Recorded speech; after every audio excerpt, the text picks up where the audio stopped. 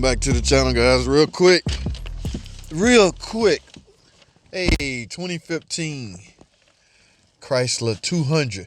I'm a member of the Chrysler 200 family on Facebook.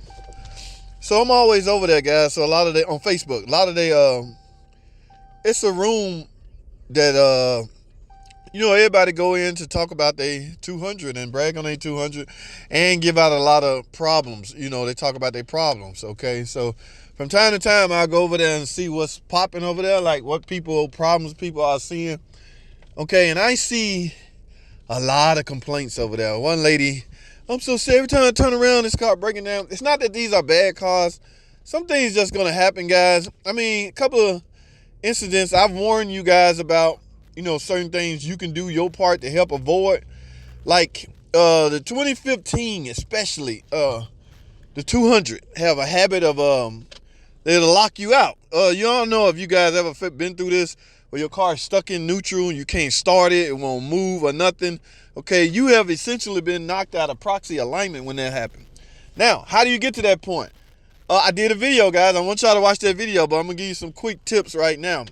The first sign of a low battery or weak battery, get it replaced, guys. Get it checked and replaced. Okay, your connections, especially your connections. Get all of that stuff.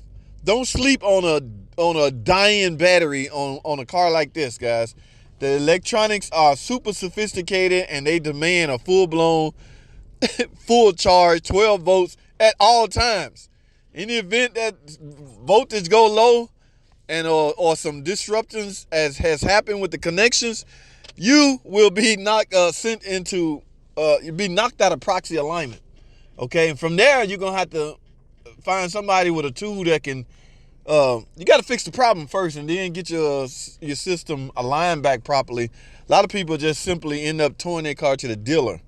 I get those all the time, guys. All right, and it ranges on what the problem be, but this was in for checking the light. All right, now I've been told the code is P0128, guys. In fact, I don't even know. Let me step on the gas. I know that's how I can tell if it's a 4-cylinder or a V6. This, my friend, sound like a 4-cylinder. All right, I've been told this has a thermostat code. Now everybody can't do a thermostat on, so this must be a 4-cylinder.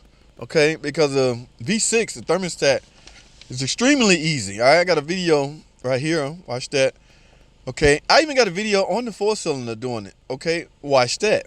So we're just gonna go over some highlights on this one. But yeah, P0128. I'm gonna leave this running. Let's go out here, guys, and talk. Okay, let's pop this hood. Now, what I say, 4-cylinder?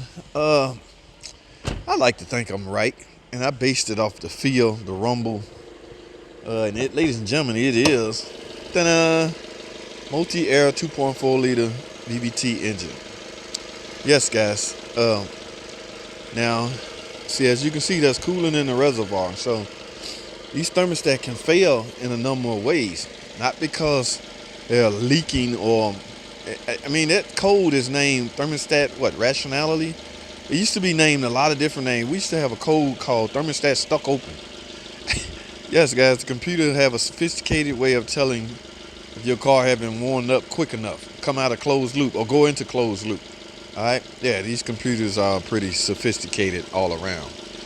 So on a code like that, guys, I'm gonna look this car over, but I have no choice but to write up a thermostat. And in some cases, hear me out, some cases I will need to flash update this controller. I think they desensitized. This code is pretty sensitive. All right, so it sets pretty sensitive. All right, so let me do this. I already know what estimate I'm gonna write up, so I'm gonna let this piece of video play of me actually replacing one. So I'll come back after that video go off. All right, stay tuned. The JT way. Now let's get it, man. First, remove the engine cover. We want to get the engine cover out of the way, okay?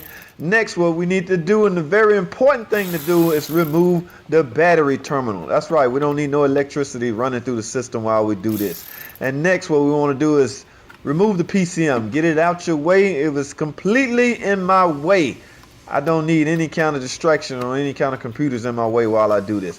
But I want you to remember something, man. This bolt over here on this side of the PCM have a ground strap, so please don't forget to put that back on. So let's get the PCM totally out of the way, all right? Now we need to remove some of the electrical connectors. Anything you can see that's electrical, we got to get it out the way. Let's release this quick connect right here to remove this water hose right here. I hope you got a bucket under the bottom because you're going to lose some coolant. All right, this is if you haven't removed the coolant in the first place. Okay, we got that hose out of the way. Next, what we want to do is I'm gonna need a set of pliers for this, man. I had to get some pointed type pliers. So I got to reach down in there and slowly but surely push in the terminals so we can remove this hose right here. Okay. Next, what we want to do is time for the oil pump to come off. I mean the vacuum pump. We got to get the vacuum pump out the way. It's held on by 3 bolts, ladies and gentlemen. Let's remove all 3 bolts. That would make it easier to remove. All right, after the last bolt out, just simply wiggle the vacuum pump back and forth, back and forth, back and forth until you get it out. All right, let's lay that thing to the side because we will need it later during reassembly. All right, now it's time to release. Oh, I got a poppy pop right there. That's okay. No damage done. Now we got to remove the connector off the coolant temp sensor. Next, what I'm about to do, that's the thermostat housing, ladies and gentlemen. That's the thing we're chasing. That's what we got to get removed. Okay, but it's a 10mm bolt right down there holding a bracket that's also holding a water hose. And once we get the water hose out the way, we simply grab your 10mm socket and remove this 10mm nut. It is in my way. Okay, now that we got that out the way, what are we doing next? So we simply reposition the bracket. Okay, ladies and gentlemen, what's next? Okay. Radiator hoses. We need to get that out the way, ladies and gentlemen. Okay, grab a pair of pliers, remove it out the way, then get you a hose pick so you can break the seal loose off the hose. That would make the hose easier to remove, like this. Again, I hope you got a drain bucket under the bottom. We got that out the way. Now, ladies and gentlemen, what we want to do now is start removing the thermostat housing bolts. As you know, there is 4 of them, okay? The top 2 tins are real easy. Once you get this bracket, get all the bolts off the bracket because you will not be able to remove the bracket just yet until the thermostat is all the way loose. Now, I grabbed me a 6-inch, 1/4-inch extension, a 12-inch extension, and here's my swivel socket sets I'm going to use. But first, a little trickery I want to show y'all. This is something I learned a long time ago. Grab your extension. Let's get this 8mm bolts off first, okay? They just seems to be the easiest because the hardest one is the 10mm on the bottom right. These 2 here are easy. You got a 5/16 holding a little bitty bracket on it, all right? And once that, like I said earlier, man, you cannot remove this bracket just yet. The thermostat have to be loose, okay? So let's remove the bottom left 8mm bolt. Let's get it out the way, all right? And now it is time for, what are we doing? Oh, I got to get that nut out of there. I got it out. It is time for some trickery, ladies and gentlemen. Let me show you a little trick I learned a long time ago. Put your swivel socket on there on your extension. What we want to do is tape this thing up because we do not want to lose this expensive 10mm max socket that I have right here. So what I'm going to do is completely tape it to my extension. I mean, tape it real good. I will not lose this socket. I will not lose another 10mm socket doing a thermostat on a 2.4. Now, the hardest part is positioning the 10mm socket with your extension. We're going to make sure it connects to the 10mm bolt. That is the hardest part of the complete job, ladies and gentlemen. All right, you got to finagle your hand. You got to find a way to get it in there. You got to find a way to make sure it contacts the socket. Once you figure that out, grab your ratchet, simply screw the 10mm out. That is the hardest part of the whole complete job.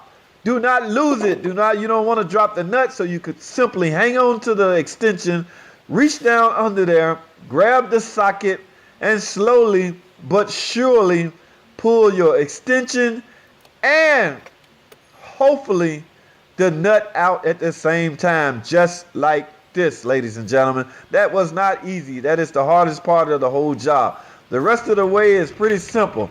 Now let's get this bracket off of the thermostat housing, because once we do that, ladies and gentlemen, removing the thermostat housing will be pretty easy. But we got one more hurdle we got to cross, okay? Now that I got the thermostat housing off of the cylinder head, I can now move this bracket. Now, ladies and gentlemen, it's up to you if you want to reuse this bracket or not. I suggest you do.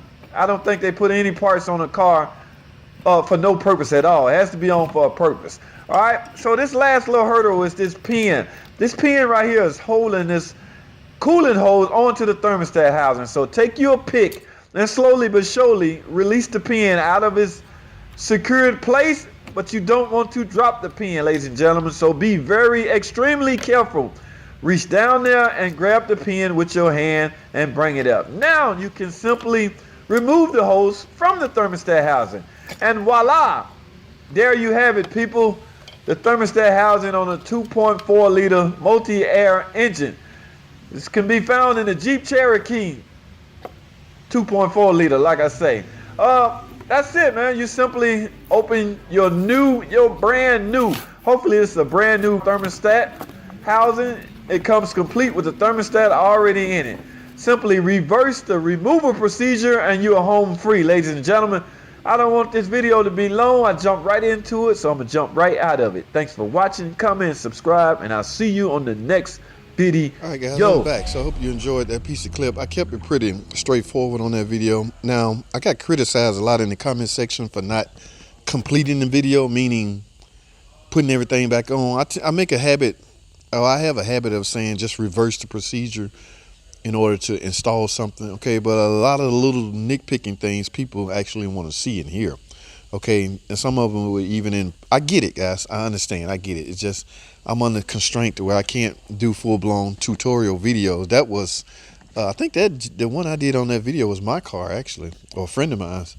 I don't remember. But, yeah, I can't do tutorial videos, okay? So a lot of the questions I'm getting is, one guy asked me, do we need to reseal this, the brake? This supplies booster in the event something happens. No, there's a little O-ring on there. Just make sure it's in place. Put it back on. One guy asked me, well, you left out the part, the refilling. How do you bleed it? There's no bleeder screw on this, guys. Okay, so this is a self-bleeding system, and it's pretty damn good. Okay, as far as my funnel valve, I don't have the adapter to fit on there, but guys, when I'm pouring that in there, now, if you really, really, really got to bleed it, I highly suggest you do, just take off a line right here. But this self-bleeding system is so good on this car, okay? You can just take the cap off and fill it up. It's going to drink up every drop of your coolant. And have the car running with the heat on, because if your heater start getting hot, that coolant is likely circulating and you're likely full. But for those that want assurance, you're going to have to unhook one of these. All right, but I've had no problem by just simply filling it up. All right, guys, I don't want this video to be long, but that's in a nutshell how to do a thermostat on a 2.4 VVT engine. Okay, the little tip tricks I show you about putting tape on it, just so you won't lose it. A lot of guys don't take this off. It's so easy to undo. So if you want it out your way, just do it. To each his own, guys. There's no right or wrong way to do it. The goal is to get it done. And that's my motto. Let's get it done. Whether you do it, no matter how you get to that point, just get it done. Just try not to break nothing. All right. Speaking of breaking something, one easy, be careful with this, because you can barely bump on that and then snap. Little petty things. All right, guys, that's all I have. Thanks for watching. Comment, subscribe. I'll see y'all on the next video.